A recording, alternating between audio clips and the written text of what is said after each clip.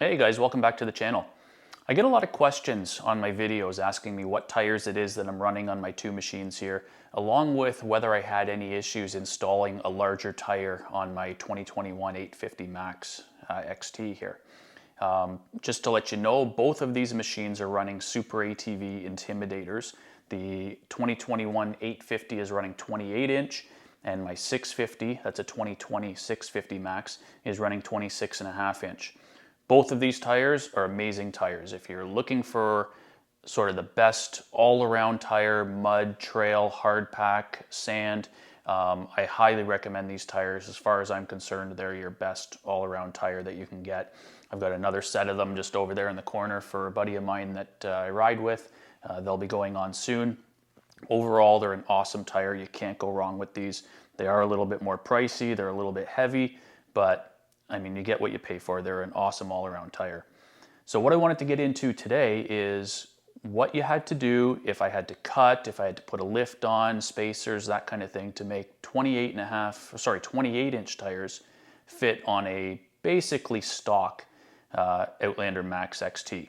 So we'll run through everything I had to do, and hopefully it'll help you out and save you some headache down the road if you do it yourself. So stay tuned, let's get into it. Okay, so firstly, if you're considering 26.5 inch Intimidators and your bike is completely stock like this one here, you don't need to do anything to it to make them fit. You don't need to cut, you don't need spacers, no lift, anything like that. They will fit 100% stock and they will not rub anywhere. I've been running these for about 2 seasons now on this machine and there's zero rubbing. If you're going to go to 28s, then you do need to do some cutting.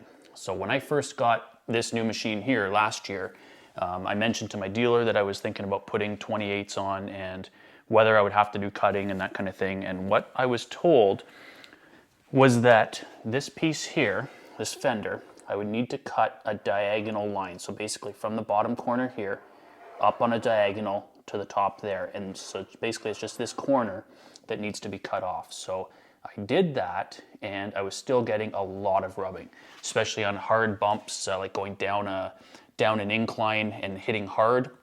I was getting a lot of rubbing still. So what I ended up doing was a full cut underneath the mudguard here. I cut this full section out here. And then I also did it on the back. Now I'm showing you on the 650 here, just because they're obviously still in place, so I can show you where I cut. I also cut out the same spot on the back. I cut that section out there.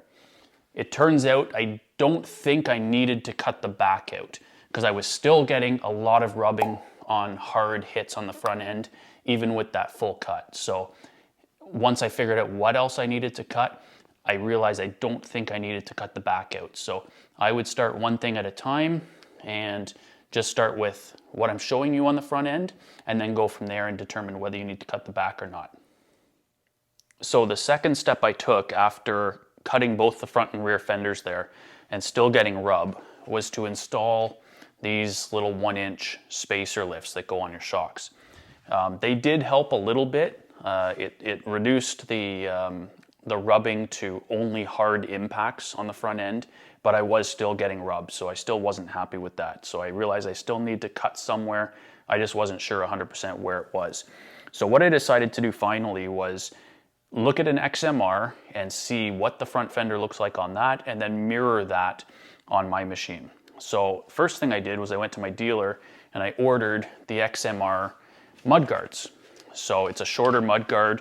It would go obviously here, but it ends about 7 or 8 inches before the stock ones on a regular Outlander. The reason I bought these XMR ones was because I like a factory finish on my machines. I like it to look good. So I thought instead of me cutting the fender myself, I would order the XMR ones. To my surprise, when I get the XMR ones, I find out that they just have a cut edge to them anyway. It's not a factory finished edge like the rest of the mudguard is. It's just this mudguard cut at the factory and left sort of with an unfinished edge there. So instead of installing them, I ended up just cutting what I had, and I'll keep these as spares in case they break down the road. So now I can move over to the 850 to show you what the final product is. So this is what I ended up with. So I'll grab that XMR guard here. And I'll show you, basically I just mirrored that cut. So you can see it's exactly the same now. And I ended up taking that cut all the way from the bottom where I had initially just cut out this section here, and I cut it all the way up and then cut the mud guard on the same angle. Now I get no rubbing anymore. So my thoughts are, had I done this from the beginning and just cut the front straight up and followed the same profile as the XMR, I wouldn't have needed to cut out the back. Now on this one, you can see this mudguard's broken. I just broke it on the last ride there. So I'll need to replace that shortly, but this is where I had cut out that the back section there. So the mudguard normally comes down and ends right there. So if you're putting 28s on, they will fit perfectly. There's no rubbing on the A-arms or anything like that. I didn't use any wheel spacers. What I have put on, because I didn't like the ride from the 1-inch pucks, is I've put on the heavy-duty springs on this machine here. So it's brought up, it's given me about the same lift that I had with the puck spacers, but the ride is a lot better on this now. It's much more comfortable. It's much more closer to the ride of my stock machine, but I'm getting a little bit stiffer. It doesn't roll in the corners like it used to when it was stock, and I'm getting a lot more ground clearance as well. And just to show you on the A-arms there, you can see this on the left side. You can see there's no rub, no marks or anything on there. So there is good clearance on the A-arms. Like I said, I haven't put any wheel spacers or anything in. This is 100% stock machine. The only thing that's different is the heavy duty springs. I don't think you would have any rubbing if you still had the stock springs on here. So once you've taken out this cut here, mirror what the XMR looks like, you should be fine even with a stock suspension. So if you're considering 28-inch Intimidators, 26.5, 100% work stock with no issues, 28s, a little bit of cutting on the front, possibly on the back, but I don't think you'll have to cut the back, and you're good to go. So definitely recommend it. They're awesome tires. I've been very happy with them. Check out my other videos. You can sort of see what type of riding we do with them and what we go through. And I think you'd be very happy with them if you did pick them up. So thanks for watching, guys. That's it for today.